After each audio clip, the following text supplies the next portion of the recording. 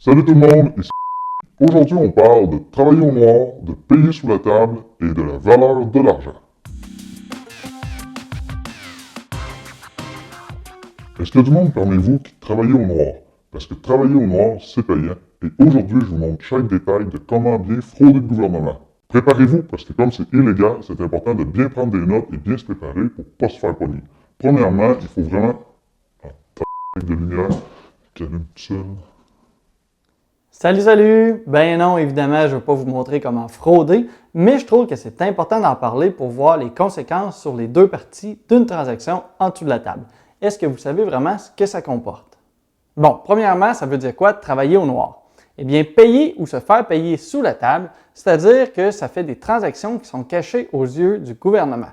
Le gouvernement, il est tellement présent quand on parle d'argent que souvent on l'oublie ou on s'en est juste jamais rendu compte qu'il était toujours là. Quand tu reçois ta paye, je n'ai pas besoin de te dire que même si tu travailles à 25 de l'heure, eh bien si tu fais 40 heures, tu ne vas pas recevoir 1000 tu vas en recevoir beaucoup moins. C'est parce que toi, ce que tu reçois, en fait, c'est que ton employeur, avant même de te donner ton salaire, il doit payer le gouvernement et ensuite il va te donner ce qui reste. C'est fâchant, c'est vrai quand c'est dit comme ça, mais c'est la société qui est faite comme ça et en contrepartie, eh bien, on a des services qui sont offerts par le gouvernement. Bon, c'est vrai, la qualité des services, c'est un autre débat, mais on a des services, c'est déjà ça. Mais les impôts sur le revenu, ce n'est pas la seule place que le gouvernement vient nous chercher de l'argent dans nos poches. En fait, à chaque fois que tu achètes quelque chose, il va aussi y avoir des taxes. Si tu vas au restaurant et que tu prends une assiette qui vaut 25 eh bien, quand tu vas vouloir la payer, elle ne te coûtera pas 25 mais plutôt 28,74 Parce que comme ton employeur, le vendeur, lui, va devoir payer le gouvernement sur la transaction et sur ton achat. Une fois qu'on se rend compte de ça, on se rend compte qu'il y a beaucoup d'argent quand même qui part vers le gouvernement et il y a plusieurs personnes qui vont maintenant être tentées de faire des transactions au noir ou d'être payées sous la table. Je vous le rappelle, c'est illégal et j'incite personne à travailler au noir. Moi, je veux juste vous démontrer ce que ça comporte. On va prendre deux personnes qui gagnent chacun 25 de l'heure et qui font en gros 55 000 par année.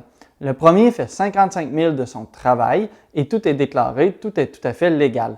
Le deuxième, il fait 50 000 de par son travail, donc en salaire, et il va avoir une petite job de fin de semaine où il va travailler en construction et il va faire un peu de peinture et ça lui donne environ 5 000 par année. Dans les faits, nos deux travailleurs ici gagnent exactement le même montant, mais il y en a un qui a 5 000 de pas déclarés par rapport à l'autre.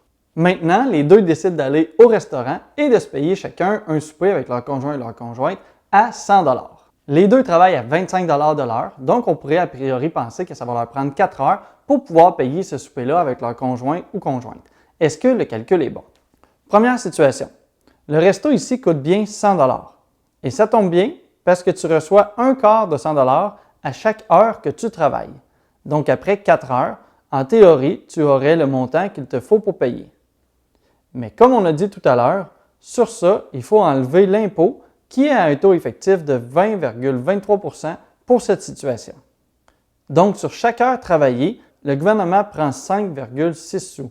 Donc, il te reste 20 En gros, ton 100 gagné sur 4 heures, il t'en reste en tout 80. Tout à coup, pour payer le souper, un 4 heures de travail, ce n'est pas assez. Et en plus, en arrivant à la caisse, on réalise qu'il n'en coûte pas 100 mais plutôt 114,98 avec les taxes. Donc, on doit ajouter une autre partie d'une autre heure travaillée encore une fois. Si on fait le calcul, on va donc devoir travailler pendant 5h45 minutes pour arriver à payer le souper de 100 Maintenant, regardons celui qui travaille au noir. Il gagne aussi 25 de l'heure, mais sur le 5 000 de ses travaux de peinture, il n'a aucun impôt à payer puisqu'il ne déclare pas. Il reçoit donc vraiment 25 à chaque heure. Pour son souper à 100 ça lui prend donc 4h35 minutes de travail pour le payer. C'est quand même une différence de 1h10 de travail de moins pour réussir à se payer le même souper à 100 en gagnant le même salaire.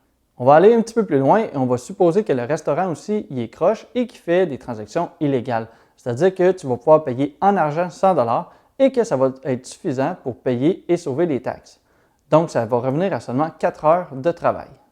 Je résume ici. En gros, si quelqu'un reçoit de l'argent au noir et qu'il va aussi payer au noir sans les taxes, eh bien, dans notre exemple ici avec le salaire qu'on a, eh bien, c'est un équivalent d'avoir un pouvoir d'achat de 44 plus élevé. Donc, c'est presque la moitié plus. La différence est vraiment énorme. Même si tout ça peut paraître alléchant, il va quand même y avoir des désavantages et aussi des risques. On s'entend si jamais vous vous faites prendre, le Canada il est clair là-dessus. L'évasion fiscale est illégale et peut entraîner de lourdes conséquences, comme des pénalités, des amendes et des condamnations criminelles. C'est le risque de ceux qui font ça, mais il faut aussi penser un petit peu plus loin. Ceux qui sont payés en partie sous la table, ils ne cotisent pas à plein pour les régimes du gouvernement, que ce soit la RRQ ou le potentiel de monter les montants des REER ou toutes les autres choses qui sont pour la retraite. Donc en plus de s'exposer à des gros risques, eh bien on va arriver à diminuer les options légales qu'on a auprès du gouvernement. Dans tout ça, il ne faut pas avoir peur. Payer avec de l'argent comptant, ce n'est pas du tout illégal, mais c'est plutôt payer avec de l'argent qui est non déclaré. Donc ce n'est pas parce que vous êtes en train de payer le réparateur de la sécheuse en argent que vous êtes en train de frauder. Mais si jamais vous le faites et qu'il ne vous remet pas de facture et que vous n'avez pas de taxes, eh bien là oui, c'est de l'évasion fiscale. À l'inverse, si jamais votre grand-mère vous donne 100 $ en cadeau à Noël, eh bien dans ce cas-ci, vous n'avez même pas besoin de le déclarer. En fait, le don d'une somme d'argent à vos proches n'entraîne aucun impôt à payer, ni pour vous, ni pour ceux qui le reçoivent. En même temps, c'est logique parce que cet argent-là a déjà été imposé au moment où la personne l'a gagné, donc on ne pourrait pas faire une double imposition ici. Les impôts de toutes sortes font partie de notre vie depuis toujours. En fait, oui, il y a l'impôt sur le revenu, mais il y a aussi les taxes sur les produits et services, les taxes foncières et plein d'autres. Bref, en 2019, l'Institut Fraser a calculé que pour la famille moyenne canadienne, 44% de leurs revenus sont versés en taxes et en impôts. Ce n'est quand même pas rien de se faire enlever autant d'argent par le gouvernement. Mais en contrepartie, on a des routes, des écoles, un système de santé et ainsi de suite. Évidemment, c'est rare qu'un individu va déclarer aucun revenu. Donc, on s'entend que souvent, il va toujours y avoir un petit peu d'impôt payé sur un certain montant et que le taux marginal sur les montants supérieurs à payer va être beaucoup plus élevé que 20%. Dans ce cas-ci, la différence serait beaucoup plus grande et la différence pourrait aller jusqu'à être 2 fois plus payant. Prenons quelqu'un qui gagne 100 000 $ et qui va aussi avoir un petit revenu sur le côté de 10 000 $ qu'il ne va pas déclarer. Eh bien, dans son cas, si jamais il ne va pas le déclarer, il va avoir une fraude de 4 500 $, soit un montant de 45%, ce qui laisse un très gros pouvoir d'achat supplémentaire. Et si quelqu'un gagne plus de 150 000 $ et qui fait aussi des revenus au noir, eh bien dans ce cas-ci, chaque dollar supplémentaire vient frauder 50% le gouvernement.